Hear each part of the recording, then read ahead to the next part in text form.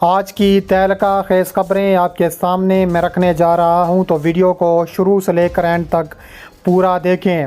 ناظرین گرامی، دجالی لشکر سرنگوں میں جل کر راکھ ہو گیا۔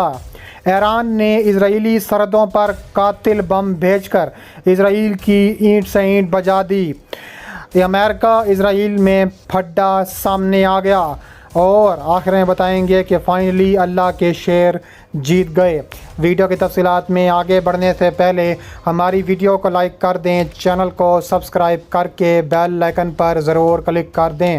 ناظرین گرامی، 7 اکتوبر سے شروع ہونے والی جنگ اب اختتام پر پہنچنے والی ہے، اور اسرائیل کی شکست واضح طور پر سامنے آ رہی ہے، کیونکہ اب حزب اللہ بھی اس جنگ میں داخل ہو چکا ہے، اور حزب اللہ اسرائیلی فوجیوں کو سرنگوں میں حملہ کر رہا ہے۔ اسرائیل نے جو سرنگیں بنائی ہوئی ہیں اپنی فوجیوں کے لیے، وہاں پر ایک ایسے میزائل حملے کیے گئے ہیں کہ اسرائیلی فوجی سرنگوں میں جل کر راکھ ہو گئے ہیں۔ تفصیلات کے مطابق دیکھا جائے تو حزب اللہ کی جانب سے شدید وار جاری ہیں۔ ایران کی حمایت یافتہ حزب اللہ نے اسرائیلی بمباری سے ایک شہری کی جنوبی لبنان میں ہلاکت کے بعد ایک بار پھر جوابی کارروائی کرتے ہوئے درجنوں راکٹوں سے اسرائیلی فوجی ٹھکانوں سمیت اسرائیلی سرنگوں میں حملہ کیا ہے۔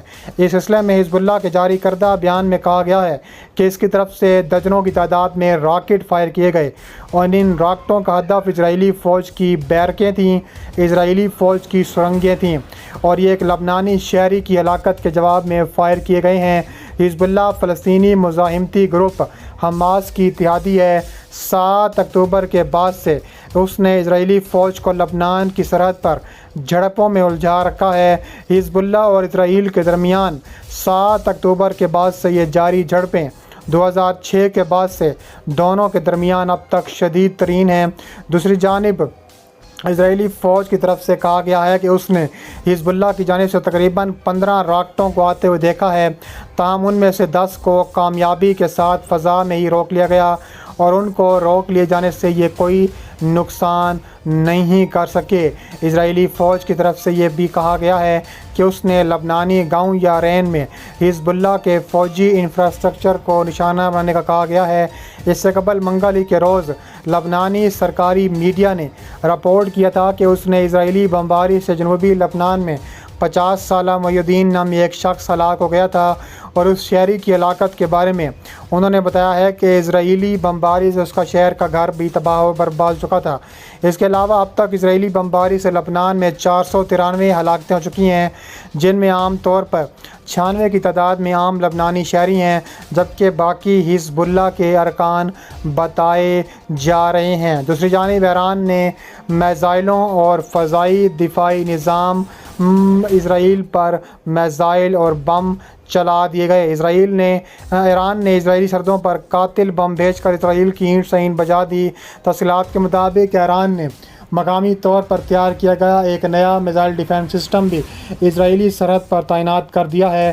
ایرانی سرکاری خبر رساں ایجنسی ارنا کے مطابق ایرانی مسلح افواج نے ارمان اینٹی بیلسٹک میزائل سسٹم کے ساتھ کم اونچائی پر اہداف کی نشاندہی کرنے والے فضائی دفاعی نظام ازرق کی نقاب کشائی کی۔ ایران کی جانب سے یہ اقدام مشرق وسطیٰ کے خطے میں بڑھتی ہوئی کشیدگی کے دوران اٹھایا گیا۔ ہفتے کے روز فوجی گاڑیوں میں نصب ان 2 نئے میزائل سسٹم کے بارے میں کہا جاتا ہے کہ یہ وزیر دفاع بریگیڈیئر جنرل محمد رضا اشتیانی کی موجودگی میں منعقد ہوئی۔ اس کے علاوہ ارنا کے مطابق ملک کے دفاعی نیٹ ورک میں نئے نظاموں کے داخل ہونے سے اسلامی جمہوریہ ایران کی فضائی دفاعی صلاحیت میں نمایاں اضافہ ہوگا۔ بتایا گیا ہے کہ ارمان میزائل سسٹم اور کہا جا رہا ہے کہ ایران کی فضائی صلاحیت کے بارے میں نمایاں اضافہ ہو چکا ہے۔ 120 سے 180 کلومیٹر کے فاصلے پر 6 اہداف کا سامنا کر سکتا ہے، جبکہ ازرق میزائل سسٹم کم اونچائی والے اہداف کی شناخت اور انہیں تباہ کر سکتا ہے۔ اس نظام کے تحت 50 کلومیٹر کی رینج والے 4 میزائل اور فوری طور پر فائر کیے جا سکتے ہیں۔ گزشتہ برس جون میں ایران نے مقامی طور پر تیار کیا گیا اپنا پہلا ہائپر سونک بیلسٹک میزائل الفتح متعارف کروایا تھا، جس کی رینج 1400 کلومیٹر ہے۔ عسکریت پسند گروہ حماس کے 7 اکتوبر کو جنوبی اسرائیل پر حملوں کے بعد سے اب تک غزہ اسرائیلی فوجی حملوں کی زد میں ہے۔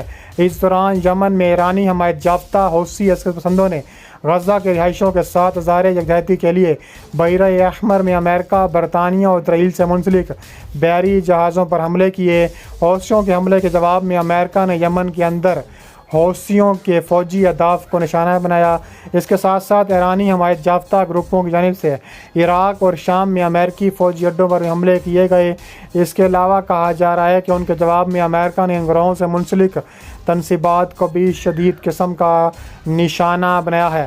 اس کے علاوہ ایران کے نیم سرکاری ایجنسی کے مطابق اتوار کے روز جاری کیے گئے انفوگرافی میں کہا ہے کہ ایران کے پاس ایسے میزائل موجود ہیں جو اسرائیل کے مختلف علاقوں تک پہنچنے کی صلاحیت رکھتے ہیں۔ ایرانی خبر رساں ادارے نے یہ رپورٹ شام میں ایرانی قونصل خانے پر اسرائیلی حملے کے بعد جاری کی ہے۔ انفوگرافی کے مطابق پہلا میزائل جو اسرائیل کو نشانے پر رکھنے کی صلاحیت رکھتا ہے اس کا نام سجیل ہے۔ سجیل کی رینج 2000 سے 2500 کلومیٹر تک ہے۔ رپورٹ میں خیبر نامی ایرانی میزائل دوسرے نمبر پر ظاہر کیا گیا ہے۔ خیبر کی رینج بھی 2000 سے زیادہ کلومیٹر بتائی جا رہی ہیں۔ اس کے علاوہ کہا جا رہا ہے کہ امریکہ اور اسرائیل کے درمیان نظریاتی اختلافات شدت اختیار کر چکے ہیں۔ اسرائیل کی خبر 12 کے مطابق اسرائیلی وزارت عظمیٰ نے کہا ہے کہ تاحال اس ملاقات کے بارے میں کسی قسم کا بیان جاری نہیں کیا جو دونوں ملکوں کے درمیان اختلافات کا آغاز نظر آتا ہے۔ معلوم ہوا ہے کہ اسرائیلی وزیر اعظم نیتن یاہو اور امریکی وزیر خارجہ اینٹونی بلنکن کے درمیان ملاقات ناخوشگوار ماحول میں ہوئی، جس پر دونوں ملکوں کے درمیان جنگ کے معاملے میں نظریاتی اختلافات شدت اختیار کر گئے ہیں۔ اسرائیل کے چینل 12 کی خبر کے مطابق اسرائیل وزارت عظمیٰ نے تاحال اس بارے میں کسی قسم کا بیان جاری نہیں کیا جو کہ دونوں ملکوں کے درمیان اختلافات کا آغاز نظر آتا ہے۔ خبر کا کہنا ہے کہ امریکہ اور اسرائیل کے درمیان جنگ کے حوالے سے اختلافات مزید شدت اختیار کر چکے ہیں اور لگتا ہے کہ واشنگٹن کا صبر بھی ختم ہو رہا ہے۔ امریکی وزیر خارجہ اینٹونی بلنکن نے یونان کے بعد اردن، قطر، متحدہ عرب امارات، سعودی عرب کے دورے کرنے ہیں اور کہا جا رہا ہے کہ جس کے بعد گزشتہ پیر کو انہوں نے اسرائیل کے صدر اسحاق ہرزوگ، وزیر اعظم نیتن یاہو، وزیر خارجہ اسرائیل کاٹز اور جنگی کابینہ کے ارکان سے بھی ملاقاتیں شیڈول ہیں اور ملاقاتیں کی ہیں۔